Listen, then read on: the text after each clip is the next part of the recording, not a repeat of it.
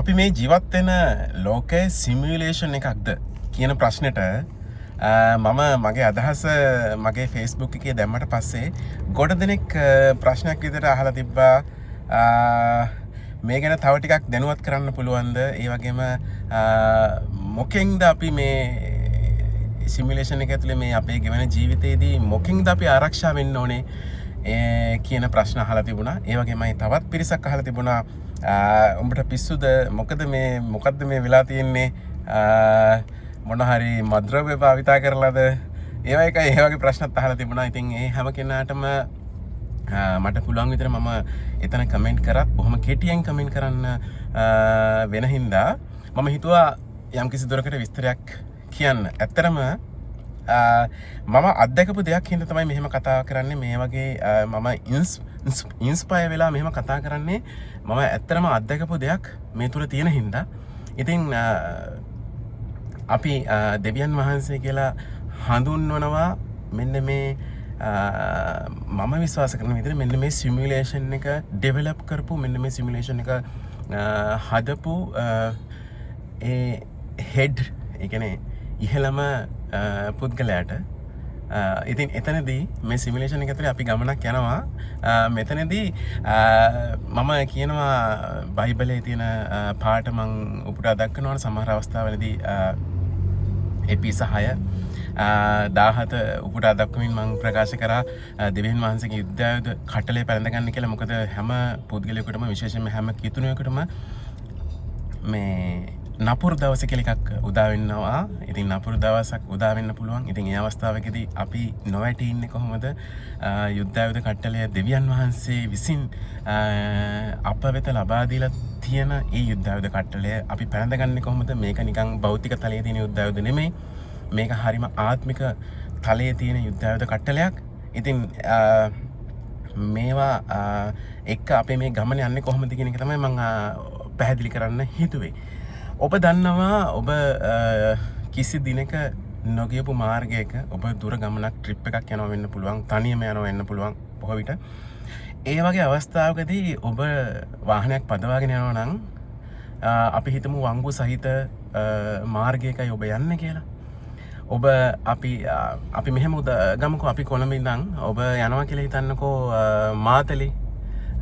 ඔබ මාතලේට කවදාවත් ගිහිල්ලා නැහැ වාහනයක් පදවගෙන. මේ යන්නේ පළවෙනි වතාවට. එතකොට ඔබට මේ මාර්ගය වුණත් ලොකුවට ඒක දන්න මාර්ගයක් නෙමෙයි. ඔබ මැප් එක දාගන්නවා මාතලේට යන මාර්ගය මැප් එකේ දාගන්නවා Google මැප් එකේ කියලා අපි හිතමුකෝ. ඊට පස්සේ ඔබ ඉදිරියට යනවා. ඔබට මාතලේ දක්වා මාර්ගය මතකේ නැහැ.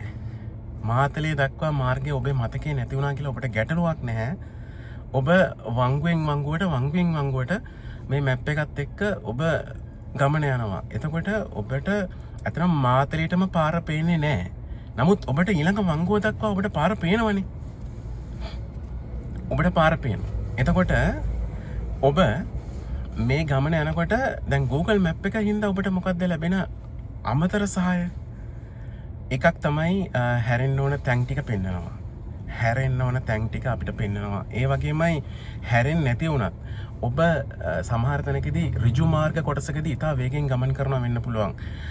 හදිසිය හරි ඔබට මාර්ග සංඥා හෝ මොනවත් නැති තැනක් අපිට හම්බුනොත් අපිට ඊළඟට පැමිණෙන වංගුවක් නම් අපිට එතනදී මේ වේගය බාල කරගෙන මේ වංගුව හරියට ගන්න අමාරු වෙන්න පුළුවන්. හැබැයි මැප් එක තියෙනවා නම් ඔබට මැප් එකේ ඇත්තට මේ වංගුව ලඟ වෙන්න කලින් ඔබට බලා ගන්න පුළුවන් ඉදිරියේදී වංගුවක් හම්බ වෙනවා කියලා. ඒකින්ද Google Map එක අඩුම ගානේ දෙවෙනි වංගුව දක්වා නැත්තම් වංගුවෙන් චුට්ටක් එහාට ඔබට පාර පෙන්නනවා. ඒ කියන්නේ ඔබ මැප් එකක් නැතුව ගමන් කරා කියලා හිතන්නකෝ. මැප් එකක් නැතුව ඔබ ගමන් කරා නම් ඔබ මාතලේට යන පාර අහගත්තා. මෙතනින් කිලෝමීටර් 10ක් ඉස්සරහට යන්න කියලා කවුරු හරි කෙනෙක් පාර ඉන්න කෙනෙක් ඔබට කිව්වනම් ඔබ ඒ කිලෝමීටර් 10 යනකොට ඔබ ඍජු මාර්ග කොටස්වලදී වේගෙන් ගමන් කරයි. ඒ වංගුවලදී අපහසුතාවයට ලක් වේ වේගෙ වැඩි හින්දා. කෙසේ හෝ ඔබ නිර්පද්‍රිතව ගමන් කරා කියලා හිතන්නේ. නමුත් ඔබ යම්කිසි අපහසුතාවයකට ලක් වෙනවා අනිවාර්යෙන්ම. මොකද ඉදිරියේදී තියෙන හම්බෙන වංගුව අපි දන්නේ නැහැ. මොකද අපේ මේ ජීවිතේ පළවෙනි වතාවට යන ගමනක් හින්දා මේ පාර දිගේ. ඉතින් කිලෝමීටර් 10ක් ගිහලා හම්බෙන මංසන්තිදී ඔබ තව කෙනෙක්ගෙන් අහයි. එතකොට තවත් කියයි මෙහෙම හැරිලා යන්න කියලා. එතකොට එතනදිත් අපිට ඒ වගේම වංගුව සහිත මාර්ගයේ අපිට පේන්නේ ඉදිරියේ වංගුව දක්වා වංගුව හැරෙන තැන දක්වා පමණයි. නමුත් අපේ ගමන මාතලේ දක්වා කිලෝමීටර් 100 ගාණක් තියෙනවා. නමුත් අපිට පේන්නේ බොහොම පොඩි දුරක්. අපේ ජීවිතෙත් මෙන්න මේ වගේ. ඒ කියන්නේ අපේ ජීවිත ගමන අතන මාතලේටම අපි ප්ලෑන් කරලා ඉවරයි. ජීවිත ගමන මාතලේටම පාර තියෙනවා. ඒක හදලත් ඉවරයි. මාතලේට එනකම් පාර හැදිලා තියෙනවා. අපි මේ මාර්ගය දැන් යන්න පටන් ගන්න තියෙනවා. අපි පැය 3කින් මාතලේට ළඟා වෙවි. ඒ වගේ තමයි අපේ ජීවිතෙත්. අපේ ජීවිතේ හදලා කරලා ඉවරයි. හැබැයි අපි තාම ඉන්නේ මෙන්න මේ කියන එක තැනක ඒ වංගුවක වෙන්න පුළුවන්. ඒ කියන්නේ අපි ඉන්නේ මාර්ගයේ මැද තැනක. අපි අවුරුදු ගානක් ජීවිතේ ගෙවාගෙන ඇවිල්ලා මාර්ගයේ මැද තැනක අපි ඉන්නවා. අපිට පේන්නේ මේ ඊළඟ වංගුව පටන් ගන්න තුරු තියෙන දුර පමණයි. නමුත් අපේ ජීවිත ගමන ඩිසයින් වෙලා ඉවරයි. වංගු ටික ස්ථාවරයි, නිශ්චිතයි. ඒ වංගු වලින් හැර වෙනත් වංගුවකින් අපි යන්න බෑ. එතකොට ඒ මාර්ගය තමයි අපිට යන්න වෙන්නේ. ඒක මාර්ගය නිශ්චිතයි. නමුත් මන්සන්දි වලින් හැරිලා ඔබට වෙනත් මාර්ගයක් තෝරගෙන වටරාමකින් යෑමේ හැකියාවක් තියෙනවා මාතලේ දක්වා. සමහරවිට හරවලා රිවර්ස් කරලා එන්න නම් අපේ ජීවිතේ බෑ. නමුත් මන්සන්දි වලදී වෙනත් පාරවල් ඔප්ෂන්ස් විදියට ගොඩක් තියෙන්න පුළුවන්. ඉතින් මෙන්න මේ ජීවිතෙත් අපේ ජීවිතෙත් මෙන්න මේ වගේ අපිට පේන්නේ කෙටි දුරයි. නමුත් අපේ සියලු දොරවල් ප්ලෑන් කරලා අවසන්. දැන් Google Map එක දැම්මහම අපි මැප් එක නැතුව ගියා වගේ නෙමෙයි අපිට තවත් එක වංගුවක් ඉස්සරහට අපිට තිරය මත බලා ගන්න පුළුවන්. තවත් ඒ මේ තිරේ ප්‍රමාණය මේ zoom අවුට් කරොත් එහෙම අපිට තවත් වංගු කීපයක් දක්වා බලා ගන්න පුළුවන්. නමුත් තොරතුරු සීමිත වෙනවා. මොකද වංගු වල අර විස්තර ටික අඩු වෙනවා. ඉතින් අන්න ඒ වගේ Google Map එක හරහා අපිට තවත් පියවරක් ඉදිරියට යන්න පුළුවන්. අපිට අනාගතේ දකින්න පුළුවන් ඊළඟ වංගුව කොහොමද තියෙන්නේ කියලා දකින්න පුළුවන්. අපිට ඇහැට පේන්න කලින් ඉතින් ඒ වගේ සහයක් මැප් එකෙන් ලබා ගන්න පුළුවන්. අන්න ඒ වගේ තමයි අපේ ජීවිත ගමනේදී මෙන්න මේ ඇල්ගොරිතම් එක මෙන්න මේ සිමියුලේෂන් එක ඇතුලේ අපි වෙන මේ ජීවිත ගමනේදී අපිට පුළුවන් අපේ ස්වාමීන් වහන්සේ කියන්නේ මෙන්න මේ ඇල්ගොරිතම් එකේ නිර්මාණය කරපු නිර්මාණකරු එක්ක හොඳ සම්බන්ධයක් පවත්වා ගන්නවා නම් අපිට පුළුවන් වෙනවා මෙන්න මේ වගේ වංගු කීපයක්වත් අඩු ගන්න එක වංගුවක්වත් ඉදිරියට අපිට දකින්න ජීවිතේ. ඒ කියන්නේ ඔබ අත්දැකලා ඇති ජීවිතේ බොහෝ අවස්ථාවලදී ඔබට යම්කිසි දේවල් මේ කලින් දැනෙන ගතියක්. මම හිතන්නේ මේ අපි හැම කෙනාට මේක දැනලා තියෙනවා. සමහර අයට ඒක නොමගවීමක් විදිහටත් වෙන්න පුළුවන්. මොකද මෙන්න මේ software එක මෙන්න මේ කිව්ව ඇල්ගොරිතම් එක මෙන්න මේ කිව්ව සිමියුලේෂන් එක ඇතුලේ ඇත්තටම softwares ගොඩක් රන් වෙනවා ප්‍රධාන වශයෙන් දැන් දෙවියන් වහන්සේගේ ඒ කියන සිස්ටම් එක, ඒ කියන්නේ දේව රාජ්‍ය කියන සිස්ටම් එක ඇතුළෙම තවත් වෛරස් වගේ තියෙන සිස්ටම්ස් ගොඩක් තියෙනවා. මොකද ඇත්තටම ඒවා මේ සිස්ටම් එකේ තියෙනකොට තමයි අපිට හොඳ එක අඳුර ගන්න පුළුවන්. අපිට අඳුර නැත්නම් ආලෝකය කියන එක අපිට වැඩක් වෙන්නේ නැහැ. ඒ වගේ තමයි හොඳ වැඩක් වෙන්න නම් නරක කියන එක අපිට තිබ්බොත් විතරයි හොඳ කියලා එකක් තියෙනවා කියලා අපිට දැනෙන්නේ. අපිට තනිකම කියන එක හොඳයි කියලා සමහර තැනකදී දැනෙන්න පුළුවන් අර කලබලකාරී පරිසරයක් අපි හිටපු හින්දා. එහෙම නැත්නම් අපිට තනිකම කියන එකක් එහෙම අමුතුවෙන් විශේෂත්වයක් දැනෙන්නේ නැහැ. ඒකේ අනිත් පැත්තත් ඒ වගේ තමයි. තනිකම හිටපු කෙනෙක්ට කානිවල් වගේ පරිසරයකට නැත්නම් තමන්ගේ සමීපතම ළඟට ආවහම ඒ වෙනස දැනෙන්නේ හැමතිස්සෙම අර තනිකමේ ඉඳලා ඒ අත්දැකීම තියෙන කෙනෙක්ට විතරයි. අන්න ඒ වගේ හැමතිස්සෙම මේකේ හොඳ පැත්ත විතරක් තියලා බෑ මේ ලෝකේ. ඒ වගේම නරක පැත්තක් තියෙනවා මේ software එකේ. ඒකින්ද හැමතිස්සෙම හොඳ විතරක් නෙමේ සාතන්ගේ ක්‍රියාදාමය කියන්නේ තවත් පැත්තකින් මේ software එකට add-ons එකතු වෙලා තියෙනවා කියලා හිතන්න සරලව කිව්වොත්.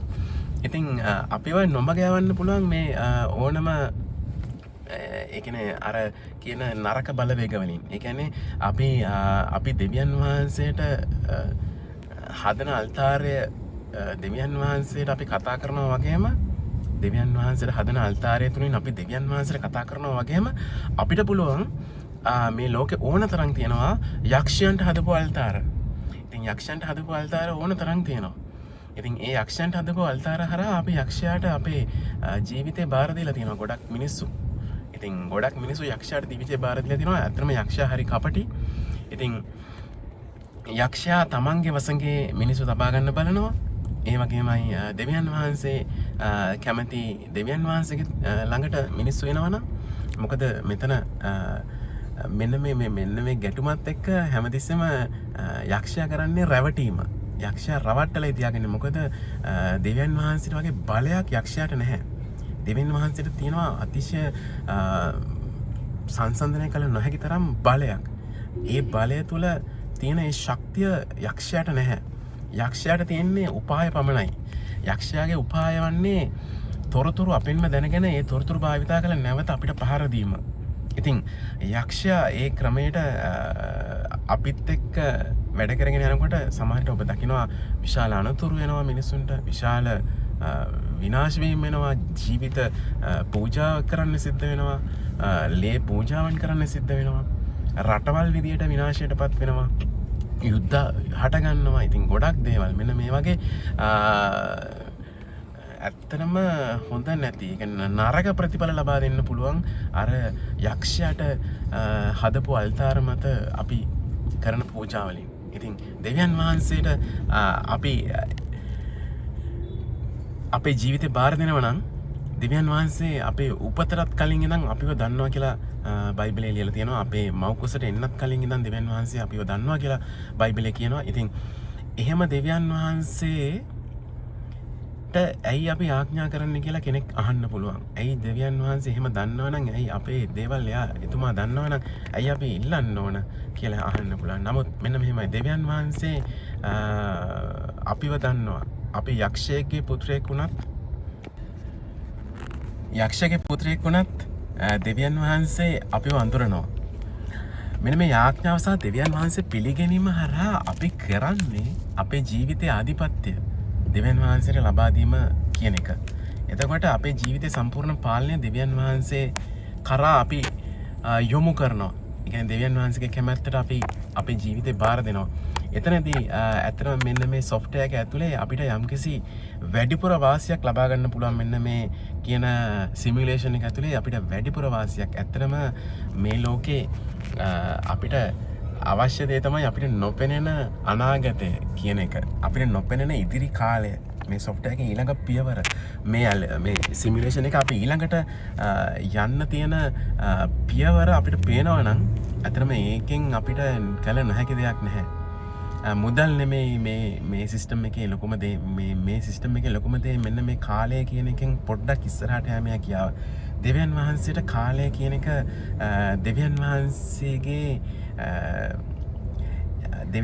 බලය තුල කාලය කියන එක නැහැ. මොකද කාලයත් මැව්වේ දෙවියන් වහන්සේ. එතකොට දෙවියන් වහන්සේට මේ කාලය කියන එක ඕනම වෙලාවක පසුපසට අරන් යන්න පුළුවන්, ඉදිරියට අරන් යන්න පුළුවන්, පන්නන්න පුළුවන් ඉස්සරහට, පසුපසට පන්නන්න පුළුවන්. මොකද දෙවියන් වහන්සේ මේ සිමියුලේෂන් එක ඇතුලේ කාලය කියන රේඛාව මත තමයි මේ සිමියුලේෂන් එක ගලාගෙන යන විදියට හදලා තියෙන්නේ. ඉතින් එතනදී අපිට සිමියුලේෂන් එක ඇතුලේ ප්‍රොඩක්ට් එකක් වෙච්ච අපිට මේ කාලය දැනුණට දෙවියන් වහන්සේට ඒ කාලය කියන එක අදාළ නැහැ. ඒක ඇඩ්ජස්ට් කරන්න පුළුවන් වේරියබල් එකක් මෙන්න මේ සිමියුලේෂන් එක හදපු කෙනාට. ඉතින් අපි දෙවියන් වහන්සේට අපේ ජීවිතේ බාර දෙන එතුමන් වහන්සේට අපේ කැමැත්ත, අපේ ආශාව පවසනකොට ඒ කැමැත්ත වෙනුවෙන් කාලය වෙනස් කරන්න ඕනේ නම් එතුමා ඒක කරනවා. ඒක මම අත්දැකලා තියෙනවා. කාලය කියන එක වෙනස් කරන්න පුළුවන් දෙවියන් වහන්සේට පමණයි. ඒ වගේමයි දෙවියන් වහන්සේ අපිට අවශ්‍ය සියලු දේ ලබා දීලා තියෙනවා. අපේ උපතේදීම අපි ඒ සියලු දේවල් ලබාගෙන තියෙනවා. අපිට විශේෂයෙන් දෙවියන් වහන්සේ යාඥා හරහා ලබා දෙන්නේ අපේ ආශාවන්. අපිට අවශ්‍ය දේ නෙමෙයි, අපිට ආස දේ දෙවියන් වහන්සේගෙන් ඉල්ලුවාම ඒක අපිට ලබා දෙනවා. හැබැයි ඇඳේ බුදියගෙන ඉන්න නෙමෙයි දෙවියන් වහන්සේ කැමති අපි ගමන් කරනවට, දෙවියන් වහන්සේ කැමති මේ ලෝකේ චලනය වෙනවට, දෙවියන් වහන්සේ කැමති මේ පරිසරයේ මේ ස්වභාවය මේ හැමතිස්සෙම ක්‍රියාත්මක තත්ත්වයේ පවතිනවා. ඒකට අපි නිදාගෙන ඉඳියට අපිට ඒ දේවල් ලබා දෙන්නේ නැහැ දෙවියන් වහන්සේ. අපි ඉල්ලන දේත් එක්ක අපිට ඒ දේ ලබා ගන්න අවශ්‍ය ප්‍රඥාව, විස්ඩම් එකයි දෙවියන් වහන්සේ අපිට ලබා දෙන්නේ. ඉතින් මේ ගමන තුළ අපිට වෙන්න පුළුවන් අනතුරු, සාතන් අපේ ජීවිතයට ළඟා වෙලා අපිට කරන්න පුළුවන් අනතුරු වැළකෙනවා. මොකද දෙවියන් වහන්සේ අපේ ජීවිතේ බාර දීම තුළ සාතන්ට නැත්නම් මාරයාට මේ සිමියුලේෂන් එකේ නරක පැත්ත ක්‍රියාත්මක කරන ඇඩ්මින් වරයාට, පාලකවරයාට අපේ මත යමක් කිරීමේ හැකියාව නැති වෙනවා. ඉතින් ඇත්තටම මේකෙන් අදහස් වෙන්නේ නෑ අපිට බාධක කරදර නැති වෙනවයි කියන එක. මොකද බාධක කරදර කියන එක නැති කරන්න බෑ. මේ සිමියුලේෂන් එක ඇතුලේ ජේසුස් වහන්සේටත් ඒ වගේම බුදුන් වහන්සේටත් මේ සියලුම දෙනාට ඒගොල්ලන්ටත් එහෙමනම් අපේ මලු ගැන මොනවද නේද? යකඩ මල්ලටත් ගොල්ලෝ ගැහුවනම් අනිත් මලු ගැන කවර කතාවද කියනවා වගේ ඒ අයටත් බාධකාව නම් දැන් බුදුහාමුදුරන්ට චින්චිමානිකාව හරහා යම්කිසි වෙලාවක අවමාන අපහාස සිද්ධ වුණා. ඒ වගේම පාර්ලිය වනයේට බුදුහාමුදුර වැඩම කරා. මොකද මේ මෙතන ඉන්න බෑ, එච්චර අමාරුයි. ඒ වගේම තවත් අවස්ථාවක ආනන්ද හාමුදුරුවෝ කිව්වා අපි මේ නගරේ අතහැරලා යන්, මේක ඉන්න බෑ කියලා. ඉතින් ඒ අවස්ථාවේදී ඒ වගේ පීඩනයට ලක්වීමක්, ඒ වගේම ප්‍රශ්න කරදර කියන ඒවා බුදුහාමුදුරන්ට ආවා. හිසේ කැක්කුම තිබුණා. අන්තිමට ලෝහිත පක්කන්දිකා රෝගය හැදුනා. එතකොට තමන්ගේ මව් පාර්ශවයේ මේ මාන්නේ බිඳ දාන්න සිද්ධ වුණා. යමාමා පෙළහර පාලා. ඉතින් ඒ වගේ අවස්ථා බාධක ජීවිතේ බුදුහාමුදුරන්ටත් ආවා. ජේසුස් වහන්සේටත් එහෙමයි. සියලුම අයට මේ බාධක කියන ඒවා එනවා. නමුත් බාධක හමුවේ අපි ඊට වඩා විශාල වෙන්න, අපි බාධකය කියන එක පොඩි දෙයක් වෙලා, බාධක කියන එක පොඩි දෙයක් වෙලා, ඒක අපිට නොදැනෙන ගානට අපිව විශාල කර ගැනීමට දෙවියන් වහන්සේ ඉතා සුවිශේෂී අනුග්‍රහයක් අපිට ලබා දෙනවා. දැන් ඔබ දන්නවා, දැන් මේක අහන ගොඩක් අයට අද දහවල් ආහාරය නැත්නම් හෙට දහවල් ආහාරය කියන එක ගැටලුවක් නෙමෙයි. ඒක ප්‍රශ්නයක් නෙමෙයි. නමුත් ඒකම ප්‍රශ්නයක් වෙච්ච කොච්චර පිරිසක් මේ ලෝකේ, මේ රටේ ඉන්නවද? ඒ කියන්නේ හෙට දහවල් ආහාරය කියන එක හොයාගන්න එක ප්‍රශ්නයක් වෙච්චා. ඒ කියන්නේ හෙට දහවල් ආහාරය හොයාගන්නවා කියන ප්‍රශ්නය ඇතුලේ ඔබට වඩා ගොඩාක් පොඩි මිනිස්සු මේ ලෝකේ ඉන්නවා. ඉතින් මේ රටේ ඉන්නවා. එතකොට ඔබ එතනින් උඩට ඇවිල්ලා ඔබට ඒක ප්‍රශ්නයක් නොවන ගන්නට ඔබ විශාල වෙලා ඉන්නවා. ඉතින් ඒ වගේ තමයි ලෝකයේ ජීවත් වෙන, රටේ ජීවත් වෙන අනිත් මිනිස්සුන්ට බලපාන දේවල් දෙවියන් වහන්සේගේ රාජ්‍යය තුළට ඇතුල් වෙච්ච අපිට බලපාන්න බෑ. අපිට බලපාන්නේ නැහැ. හරියට මේක නිකන් ඇමරිකාවේ තියෙන ඉක්වදෝර එම්බසි ඇතුළට ගියපු ඉක්වදෝර ජාතිකයෙක් වගේ. එතන ඉක්වදෝර ජාතිකයෙක් මොන වැරද්ද කරත් ඇමරිකාව තුළ ඔහු අත්අඩංගුවට ගන්නට ඇමරිකාව හමුදාව ක්‍රියාත්මක වෙන අවස්ථාවක, පොලිසිය ක්‍රියාත්මක වෙන අවස්ථාවක වුණත් ඔහු ඉක්වදෝර තමන්ගේ රටේ එම්බසිය, ඇමරිකාවේ තියෙන එම්බසිය ඇතුළට ගියාම ඔහු ආරක්ෂිතයි යම්කිසි දුරකට. ඉතින් ඊටත් වඩා දසදහස් ගුණයකින් දේව රාජ්‍ය තුළට ඇතුල් වෙච්ච මිනිස්සෙකු ඇත්තටම ආරක්ෂිතයි. දෙවියන් වහන්සේගේ රහස්ථානයේ, දෙවියන් වහන්සේගේ පියාපත් යට ඔබ ආරක්ෂිතයි කියලා බයිබලයේ කියනවා. ඉතින් ඇත්තටම මෙන්න මේ ආරක්ෂිතභාවය ලැබෙන්නේ මෙන්න මම මේ කියපු දේවල් පොඩ්ඩක් හිතලා බලන්න. එතනදී ලෝකේ අනිත් මිනිස්සුන්ට ප්‍රශ්න වෙන දේවල් අපිට ප්‍රශ්න වෙන්නේ නැහැ. ලෝකේ අනිත් මිනිස්සුන්ට බලපාන නීති රීති අර එම්බසි ඇතුළට ගියපු ඉක්වදෝර ජාතිකයට බලපෑවේ නෑ වගේ ඊටත් වඩා දසදහස් ගුණයකින් අපේ මත බලපාන්නේ නැහැ. ඇත්තටම මම සාක්ෂියක් විදියට ඉන්නවා. මම ඒක තවදුරටත් තවත් අවස්ථාවකදී මම ඒක ප්‍රකාශ කරන්නම්. බොහොම ලොකු සාක්ෂියක් වේවි මාව. මම ඒ පිළිබඳව ඉදිරියේදී කතා කරන්නම්. ඉතින් දෙවියන් වහන්සේගේ දේව රාජ්‍ය තුළ ගමන් කිරීම ඔබට Google Maps ඒ වගේම මෙන්න මේ වගේ උදාහරණ හරහා ඔබට පෙන්වන්නයි මම උත්සාහ කරේ. මේ උදාහරණ නෙමෙයි ඔබ බලන්න ඕනේ. උදාහරණ කියන්නේ හරියට නිකන් හඳ පෙන්වන්න දික් කරපු ඇඟිල්ල වගේ. ඒතර ඇඟිල්ල දිහා බලන්න එපා. හඳ දිහා බලන්න. ඒ වගේ ඒ කියන්නේ උදාහරණය මත තීරණය කරන්න එපා. උදාහරණයෙන් පිටතට යන්න, කියන්න හදන දේ පොඩ්ඩක් හිතන්න. තමන්ගේ මනස ඔබට දෙවියන් වහන්සේ ප්‍රඥාව දීලා තියෙනවා. ප්‍රඥාව මදි නම් දෙවියන් වහන්සේගෙන් ඒ ප්‍රඥාවට ඔබ ආස නම් ඒ ප්‍රඥාව ඉල්ලන්න අනිවාර්යෙන් ඔබට ප්‍රඥාව ලැබෙනවා.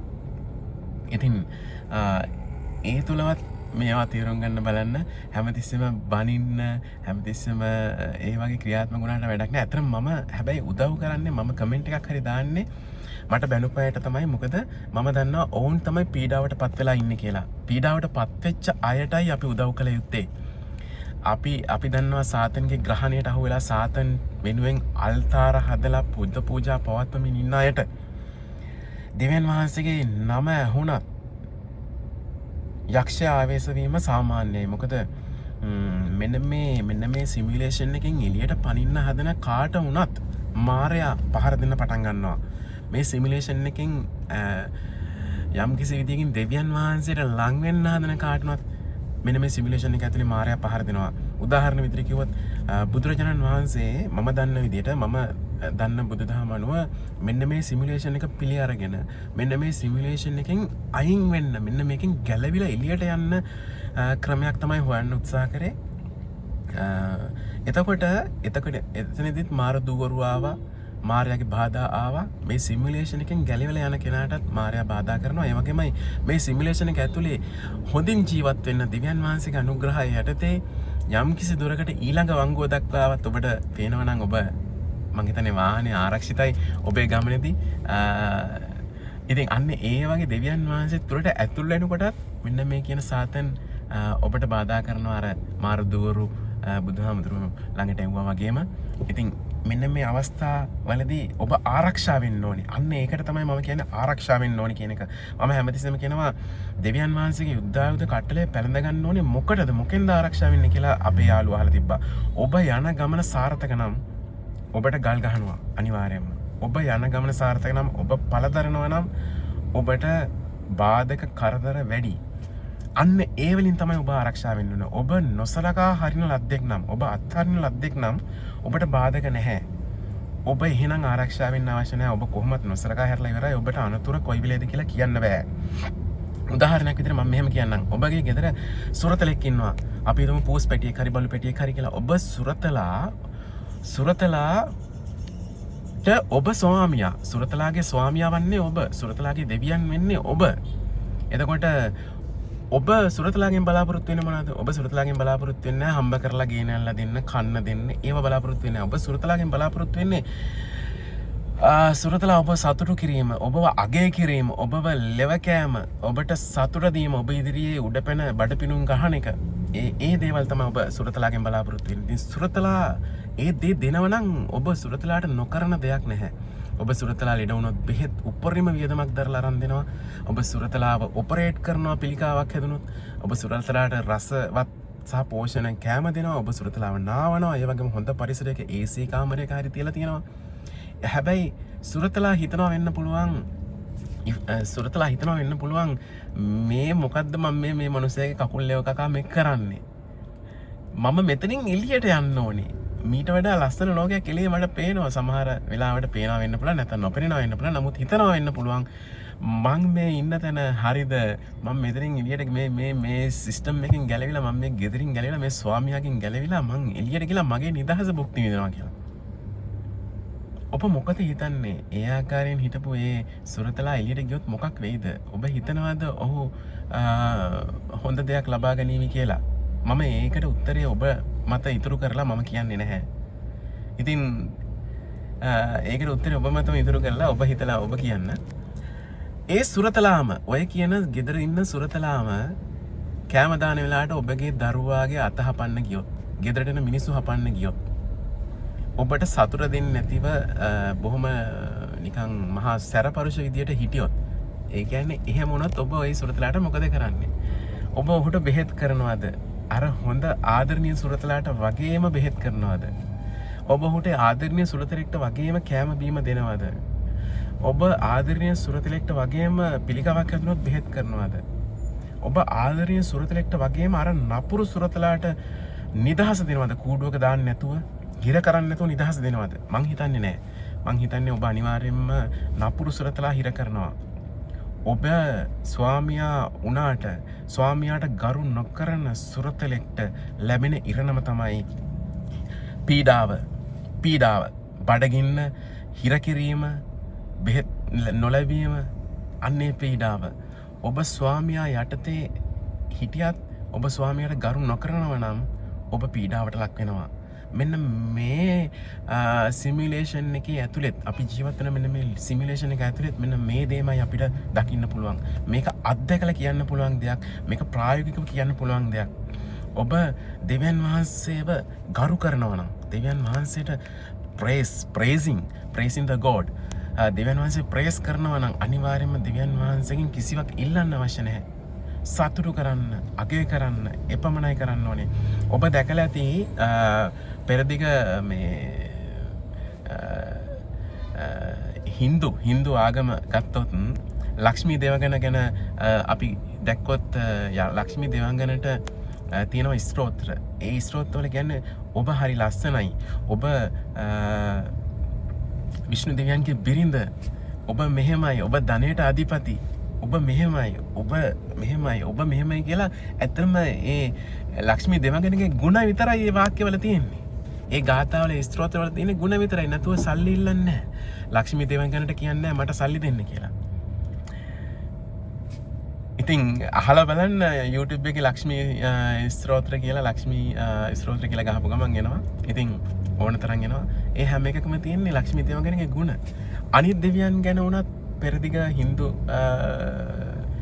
දේව ධර්මය තුළ අනිත් දෙවියන් ගැන උනත් කරන්නේ ගුණවා ගායනාව. ඉතින් ඒකම තමයි අපි මේ ක්‍රිස්තියානි දහම තුළ අපි මේ නිර්මාණකරු මේ මහා බලවත් දෙවියන් වහන්සේ වෙනුවෙන් කරන්නේ ගුණ ගායනාව.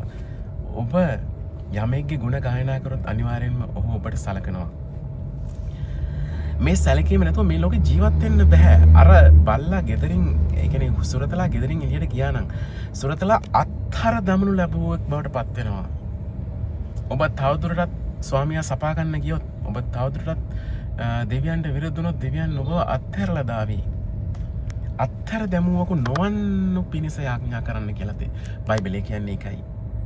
අත්හැර දැමූ දඩාවත යන සුරතලෙක්ට කිසිම පිහිටක් නැහැ.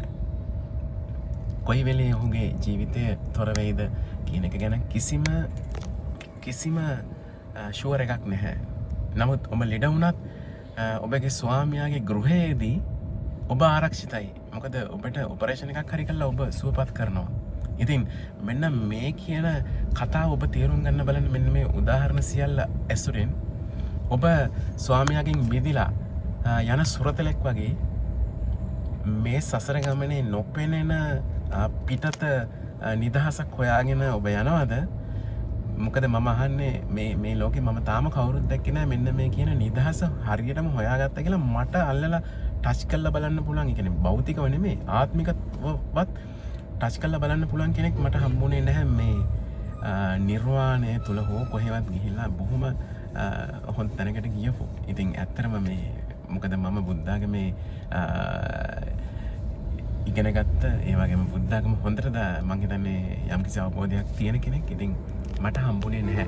මාළු ටැංකියකින් මාළුවෙක් එළියට පනිනවා වෙන්න පුළුවන්. සමහරට පිටත හොඳයි කියලා හිතලා වෙන්න පුළුවන්. නමුත් මාළුවා විනාශ වෙනවා මිසක් පිටත හොඳක් මාළුවට හම්බෙන්නේ නැහැ. ඉතින් අන්න ඒ වගේ මේ ඉන්න මාළු ටැංකිය තුළ දුකසේ නැත්තම් අර කූඩු කරන ලද ගැට ගසන ලද කෑම නොදෙන නපුරු බල්ලෙක් වගේ ජීවත් වෙනවද?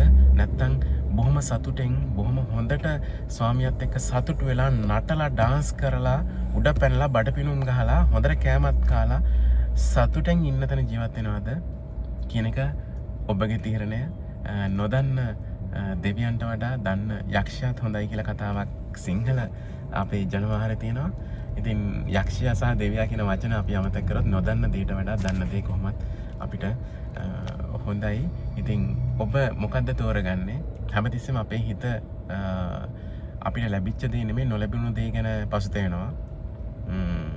දෙවියන් වහන්සේ ආදම්ට පාළුව කිව්වහම ආදම්ගේ ශරීරෙම කාන්තාවක් මවලා ඒ පාළුව නැති කළා. ඉතින් අපිට ලැබිච්ච දේට වඩා නොලැබෙන දේ ගැන අපිට ආසාව ඇති වෙනවා. ඉතින් ඒක තමයි මිනිස් ස්වභාවය. ඉතින් මම කියපු දේ පොඩ්ඩක් ආයෙමත් හිතන්න. මම ලොකුවට කියන්නේ නැහැ නමුත් ඔබට හිතන්න ඉතුරු කරනවා. අපි හමු යමු. ජේසුස් වහන්සේගේ නාමයෙන් ඔබට ජයග්‍රහණය. ඔබට ජයග්‍රහණය ලැබෙනවා. ඔබ ජය ගන්නවා. මේක ප්‍රොෆෙසි එකක් විදිහට හිතා ගන්න. ජේසුස් වහන්සේගේ නාමයෙන් ඔබ ආරක්ෂිතයි. ඔබ ජයග්‍රාහී. ඔබට මුදල් ඒ වගේ මුදල් ලැබීමට අවශ්‍ය ප්‍රඥාව ඒ සියල්ල ඔබ සතුයි. ඔබට දෙවියන් වහන්සේගේ නාමයෙන් ඒවා ලැබිලා තියෙනවා. ආමේන්.